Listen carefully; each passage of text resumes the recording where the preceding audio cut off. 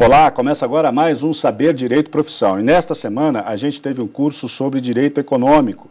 Quem esteve aqui foi o professor Fabiano Jantalha, ele é doutor pela Universidade de Brasília e especialista em finanças. E hoje eu convido o professor para um bate-papo sobre a carreira e os desafios dessa profissão. Bem-vindo, professor. Muito obrigado, é sempre um grande prazer atender o convite da TV Justiça para participar com vocês desse tipo de iniciativa. Qual foi a influência na escolha do direito, professor? Era coisa de família? Era amigo da família? Como é que isso surgiu na sua vida? Por incrível que pareça, não houve nenhuma influência de pessoas próximas. Isso foi uma curiosidade minha e a curiosidade, o interesse pelo direito nasceu quase concomitantemente ao direito econômico. Na verdade, o que me atraía era justamente, eu sempre fui muito ligado em bancos, moeda, eu sempre gostei disso desde criança. E acabei me interessando na época dos planos econômicos, eu via tanto aquelas mudanças de planos de correção, etc. E ficava me perguntando o que regra isso tudo, o que ajusta isso tudo, como é que isso tudo é disciplinado. Aquilo ficou guardado. E depois de uma breve incursão pela área da engenharia química, que não tem absolutamente nada a ver, pois é. Aí eu me decepcionei um pouco com a área de engenharia química e falei, não, vou fazer o que então seria o meu hobby, né? Eu havia me prometido que faria direito como hobby, mas acabou virando a profissão e aqui estou depois de quase 18 anos de profissão. Na faculdade, houve alguém que o ajudasse nesse sentido de encaminhar por esse caminho ligado a essas questões que já na infância o senhor já tinha interesse? Eu tive a sorte de me formar numa grande escola, que foi a UERJ, a Universidade do Estado do Rio de Janeiro. Tive a honra de ser aluno e professor, inclusive de ministro e ex-ministro supremo. Grande parte deles, na atual composição, inclusive, foi de lá. Eu tive uma influência mais na área financeira. Tive alguns professores na área, em especial na área de empresarial. Mas na área de empresarial comecei a desenvolver essa veia mais para o lado de empresarial econômico e aí acabei me apaixonando de vez pela matéria. Não houve uma influência mas um conjunto de influências e diria eu até mais por conta do contexto político e econômico da época do que propriamente em relação a algum professor. Mas o que o levou a se especializar nessa área do direito econômico? Pois é, o que me levou foi justamente a incompreensão, um certo inconformismo que eu tinha com todos aqueles planos econômicos da época e eu dizia, eu sempre vejo alguém explicando planos econômicos, né? Estamos falando aí dos anos de 1980, entre 1987, eu tinha então um pouco mais de 13 anos, e 1991, então a época em que eu estava na adolescência já era uma coisa que me interessava. Então, o que me incomodou era muito o fato de você ver uma profusão de regras, uma bagunça financeira que havia na época, e cadê os advogados para explicar como isso funciona? Então, a curiosidade ela acabou nascendo daí, entendeu? Tinha muito jornalista que se aventurava por aí para tentar explicar, né, o que acontecia, né? Mas não sei se todos foram bem-sucedidos, né? Alguns poucos. Ainda tem. O jornalista, nesse ponto, ele cumpre um papel fundamental na área da economia. Eu diria até que seja um dos ramos onde a profissão é mais importante, o trabalho de vocês. Porque vocês têm essa formação de adaptar coisas complexas para uma linguagem mais simples. Na época, sim, eu até vi muitos livros, havia alguns livros, inclusive, publicados por jornalistas, nessa área econômica, e eles me influenciaram bastante nessa paixão, nesse gosto pela matéria. Por que o sistema financeiro fascina tanto, professor? Porque ele lida com o que há de mais essencial na vida do ser humano depois da água, que é o dinheiro. Não estou necessariamente colocando um peso subjetivo, que o dinheiro é mais importante do que isso ou aquilo, mas porque como a água é como o ar, a moeda talvez tenha sido a maior invenção da humanidade, mais até do que a roda, porque a moeda é aquilo que faz com que a gente saia da fase do escambo de uma sociedade primitiva de troca de coisas para uma fase de trocas indiretas. Esse, inclusive, é um dos aspectos que eu abordo no nosso curso, a mudança da fase de trocas diretas, produto por produto, feijão por arroz, para a fase das trocas indiretas, em que a moeda realmente se afirma como uma grande invenção e serve como intermediário de trocas, né? Então, o que me fascina no sistema financeiro é toda essa dinâmica, esses fluxos, agilidade e o tanto que ele pode facilitar a vida das pessoas e permitir com que as pessoas tenham acesso às coisas nos mais diversos cantos do mundo. Eu acho que o dinamismo é o que mais me interessa e toda a ciência que há por trás dele, na área de finanças, na própria gestão da moeda. Hoje falamos em fintech, foi outro assunto que eu abordei no curso, em fintechs, em criptomoedas. Então, assim, como o ser humano ele se reinventa nesse campo. É impossível pensar um mundo sem bancos, então? Há pouco tempo atrás eu diria que sim, mas hoje com as fintechs, com as insurtechs, que são as empresas de tecnologia intensiva também na área de seguros, já começamos a ver uma outra saída, uma outra possibilidade. Isso não quer dizer que vai acabar um banco, não, eu sinceramente não acredito nisso. Eu acho que são produtos que vão, os segmentos ou agentes operadores que vão concorrer. Acho que uma parte da população vai se beneficiar bastante dessas inovações tecnológicas que estão sendo incorporadas, sobretudo na forma das fintechs e das criptomoedas. Mas eu acho sinceramente que o modelo de negócio do banco, até pela complexidade, pela ciência que envolve, ele não é para qualquer pessoa. Então eu acredito numa coexistência relativamente pacífica e muito produtiva e positiva para a sociedade, que vai passar a ter opções dos mais diversos tipos. Mas o sistema financeiro digital veio para ficar.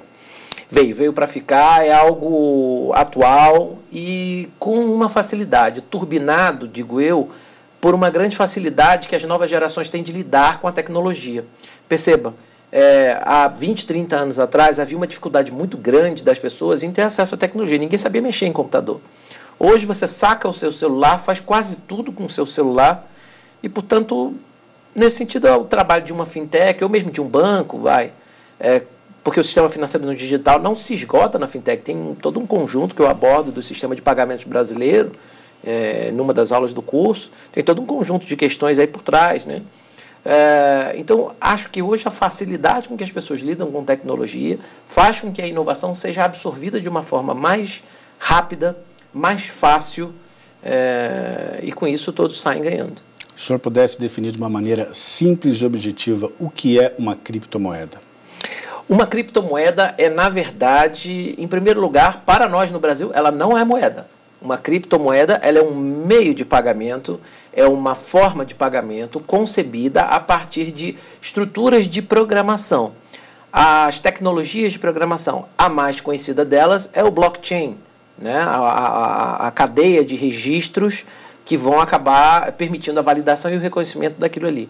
Mas as criptomoedas, elas são, portanto, um meio de pagamento, um instrumento de pagamento baseado em meio digital, baseado em codificações e em programações que viabilizam a translação de recursos entre as pessoas.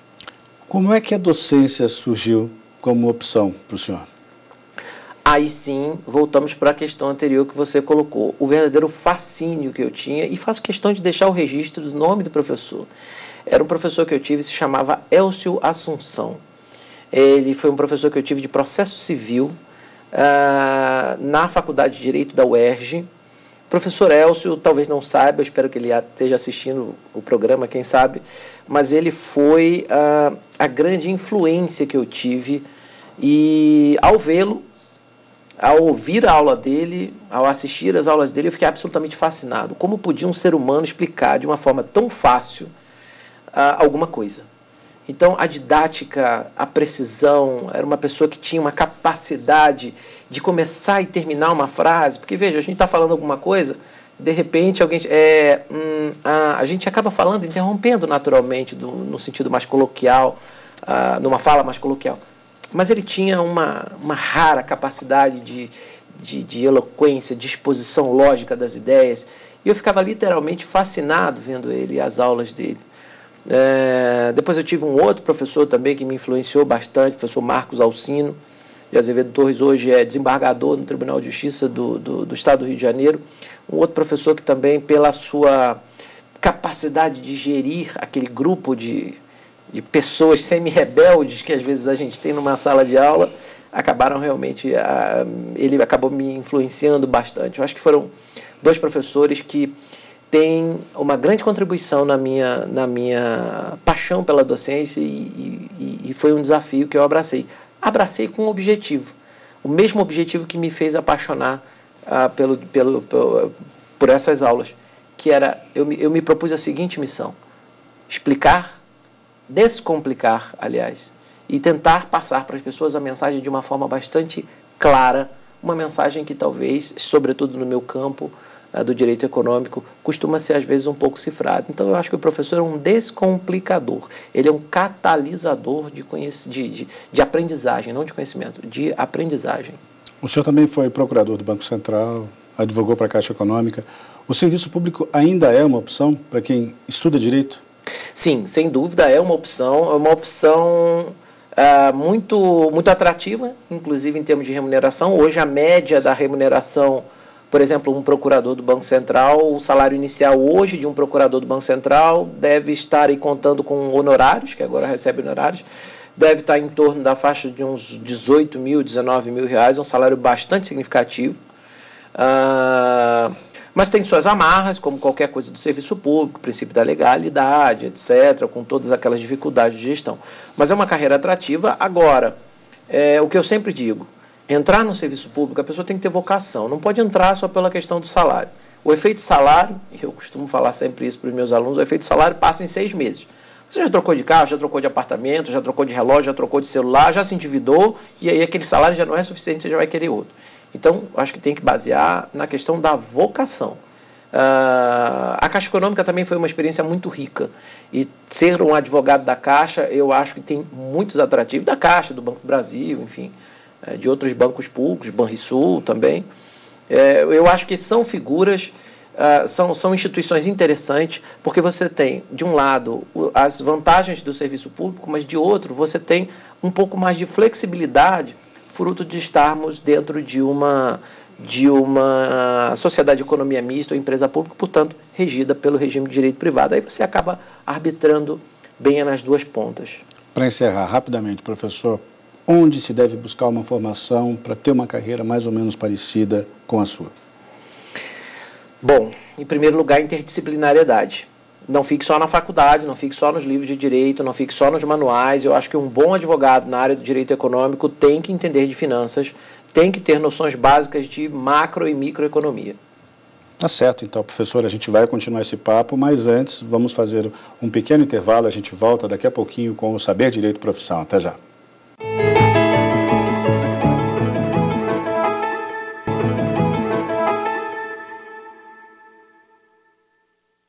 O Saber Direito Profissão está de volta hoje com o professor Fabiano Jantalha. E neste bloco a gente vai saber um pouco mais sobre o mercado de trabalho e dos desafios dos profissionais que se especializam nessa área. Vamos ver. O direito econômico busca a regulação do sistema financeiro com o desenvolvimento do país. O bacharel em Direito deve ser aprovado no exame da ordem. O advogado dessa área lida com normas e aspectos do sistema financeiro, a exploração do mercado pelas empresas, gestão de moeda, operações bancárias e de crédito.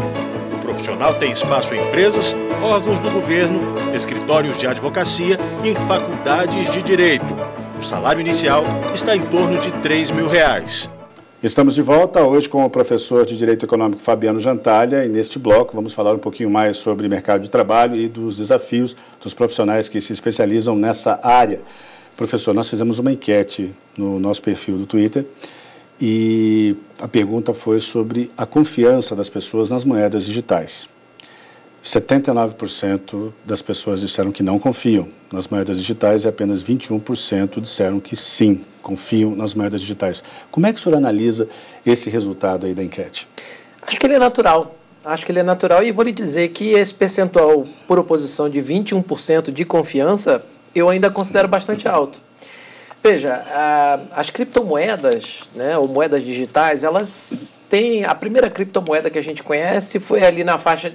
Aliás, um pouco antes, no início dos anos 2000, mas o boom mesmo foi a partir de 2006, 2007, onde a principal moeda que a gente tem hoje, ou conhecida hoje, foi realmente deflagrada e foi disseminada. Eu acho que essa falta de confiança é porque as pessoas não entendem como funciona, em primeiro lugar. Acho que há ainda um trabalho importante a ser feito em termos de evolução desse conhecimento, da própria tecnologia que está por trás, da desmistificação de muita coisa. A moeda virtual só serve para fraude. Não, tem muita coisa que pode ser utilizada. A própria tecnologia blockchain pode ser usada para muita coisa. Mas existe um segundo aspecto aí. Nós não temos uma regulação no Brasil. O próprio Banco Central divulgou um comunicado no final de 2017 dizendo que estava monitorando, estava acompanhando, mas que ainda não ia regular a matéria. Mas outros países como a Alemanha, Japão e até o Irã, o Japão já não só regulamentou, como até as exchanges, que é uma das coisas que eu falo na minha aula, que são as espécies de corretores de moedas virtuais, já estão em operação, já tem mais de 10 exchanges ou corretores de ativos virtuais em operação. E eu acho que outros países já fizeram isso. Quer me parecer que há uma tendência de algum tipo de regulação ser feito. A CVM, a Comissão de Valores Mobiliários, já está acompanhando, já divulgou vários comunicados sobre isso, alertando para fraudes, etc. Mas a própria CVM já começa a dar o primeiro passo, admitindo que a oferta inicial dessas moedas, chamadas ICOs, Initial Coin Offers, elas estão sujeitas a registro, quer dizer, a CVM já reconhece aquilo como um valor mobiliário e já um primeiro passo já foi dado. Então, respondendo objetivamente à tua provocação, eu acho que o percentual é alto, ainda é alto para o meu julgamento, mas acho que a gente ainda tem muito para caminhar. E à medida em que o Banco Central e a CVM avancem um pouco mais, esse avanço da confiança por grande parte da população vai ser exponencial, uma coisa... Todos os rios caminham para o mar. Eu acho que as coisas vão se proceder naturalmente. O senhor arriscaria um prazo para que esse tipo de operação com as chamadas moedas digitais passasse a ser algo corriqueiro? Olha, dado que nós temos aí aproximadamente 12 anos, 10, 12 anos, desde a invenção, ou melhor dizendo, a deflagração do Bitcoin, O Bitcoin é a mais conhecida, mas não é a única e nem foi a primeira moeda virtual. Mas dado aí um tempo de 10 anos, eu calculo que aí na faixa, mais ou menos em até uns 5 anos, isso já seja uma realidade. Em até 5 anos, isso já seja uma realidade palpável. Agora, precisamos ver se outras tecnologias serão inventadas, a ponto de haver algum tipo de monitoramento, um certo controle. Mas eu acho que certamente tudo vai depender da postura que os nossos órgãos de supervisão financeira vão adotar. Se essa postura vier mais cedo, tudo isso que eu estou falando acaba caindo por terra e o prazo, que pode ser de 5 anos, pode ser de 1, pode ser de 2. Mas eu acho que 5 anos é um horizonte, é uma previsão segura para que esse tipo de regulação seja implementado e chegue, digamos assim, ao ponto de contribuir para um desenvolvimento mais seguro desse mercado de criptomoedas. A gente falou do seu trabalho como procurador no Banco Central, como advogado da Caixa Econômica, mas o senhor também foi consultor dos Ministérios da Educação e da Ciência e Tecnologia. Eu gostaria que o senhor falasse sobre a relação desses trabalhos com o direito econômico.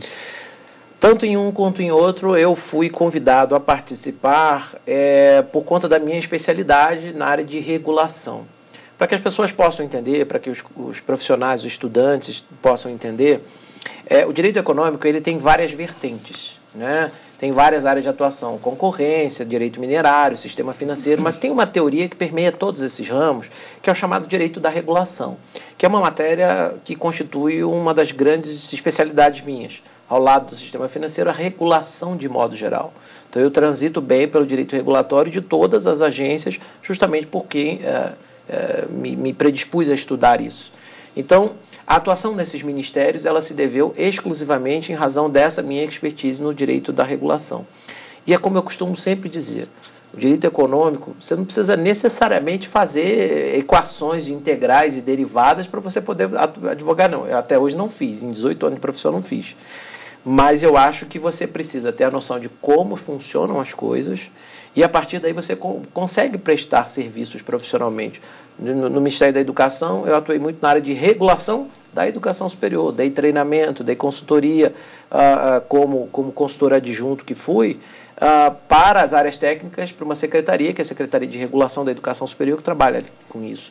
No Ministério da Ciência e Tecnologia, também minha atuação foi focada no direito econômico, mas ali mais num outro aspecto, que era no campo do fomento, né, que é uma matéria que é tratada, para que o nosso espectador possa ter uma visão mais constitucional do que estamos falando, no artigo 174 da Constituição, né, que estabelece ao Estado o papel de agente regulador, normativo e regulador da atividade econômica, cabendo a ele as funções de incentivo da atividade econômica. Então, o Ministério da Ciência e Tecnologia atua nisso também, provendo recursos para o fomento do desenvolvimento científico e tecnológico. E a minha atuação foi voltada para prestar consultoria e assessoramento especificamente para essa função. Portanto, mesmo em ministérios que aparentemente não têm muita relação, a minha atuação foi focada no direito econômico. Hoje o senhor também advoga na área econômica e eu gostaria de saber quais são as opções de trabalho para quem pretende atuar no mesmo campo. São várias. Como eu falei antes, o direito econômico ele é uma das áreas mais versáteis, por incrível que pareça. As pessoas pensam em civil, penal, consumidor, mas o direito econômico ele tem debaixo do guarda-chuva dele uma pleiade tão grande de sub-ramos do direito. Então, você pode atuar na área de mineração, você pode atuar em telecom, você pode atuar em energia elétrica, você pode atuar no sistema financeiro, você pode atuar em concorrencial. Tem escritórios que atuam em todas essas áreas e cada um desses ramos, como o direito, de uma forma geral, é dinâmico, o direito econômico é ainda mais, eles carecem de profissionais. Então, a demanda por direito econômico ela é contínua. Agora, não dá para fazer, como a gente costuma dizer na linguagem forense, chapa. Né? Não dá para achar que você vai fazer meia dúzia de parágrafos e está resolvido o problema. Não. Isso atrai um ônus. Se por um lado você tem uma grande demanda por profissionais, por outro lado, aí eu posso dizer que no campo do direito econômico, a demanda por especialização é infinitamente superior às outras. A começar pelo fato de que é necessária um conhecimento interdisciplinar, o que não necessariamente é verdade para as outras áreas. Então, acho que tem vários ramos, várias atuações, além, claro, do próprio direito da regulação que eu falei, que acaba permeando todos esses setores. Isso se estende também para o próprio sistema financeiro do qual a gente falou no bloco anterior? Também tem muita opção de trabalho no próprio sistema financeiro? É uma ótima pergunta. As pessoas pensam em sistema financeiro e acham que sistema financeiro é só banco. Na aula número 2 do nosso curso do Saber Direito, eu procurei explicar justamente os diversos segmentos. Mas eu posso dizer aqui, de uma forma geral, que nós temos basicamente 4. Então, nós temos aqui o mercado financeiro, aí sim, bancos, fintechs, etc. A gente tem o mercado de valores mobiliários, que mexe com legislação de sociedades anônimas, que mexe com emissão de ações, debêntures, etc. Fusões, incorporações. A gente tem o mercado de seguros, e a gente tem o mercado de previdência complementar, que pode ser aberto ou fechado. Mercado de seguros, por exemplo, hoje, se na área bancária você já tem poucos profissionais, mercado de seguros, então, que é uma área em que eu atuo, tenho atuação profissional até pelo escritório também, é uma das áreas, eu diria talvez que é uma das áreas, junto do direito minerário, ou seja, da mineração, dos recursos minerais, é uma das áreas mais carentes de profissionais dentro do direito econômico. E a atividade securitária, ela tem toda uma ciência por trás, atuarial, que pouquíssimos profissionais dominam. Então, mesmo dentro desse campo, há muitas possibilidades de atuação. Agora, repito, não é porque você gosta de direito bancário que você vai advogar nessa área. Você tem que, só por conta disso, né? Você tem que se especializar. Existem muitos profissionais, mas o profissional especializado, aquele dedicado, aquele que vai lá querer entender qual é a lógica da operação e tentar dar um suporte jurídico para ela, esse sim é bem sucedido. Mas aquele que fica naquela luta, o banco isso, o banco aquilo, a seguradora isso, nesse discurso cansado de maniqueísta, de somos todos contra banco, somos todos contra segurador, aí a pessoa não vai ter muito futuro. Mas se propuser a uma reflexão aprofundada, um estudo aprofundado técnico, aí tem muito campo. O noticiário econômico ajuda ou é só perfumaria, professor? Não, ajuda muito. Ajuda muito. Eu mesmo, todo dia, quando assisto noticiário econômico, me deparo com alguma coisa nova, aprendo.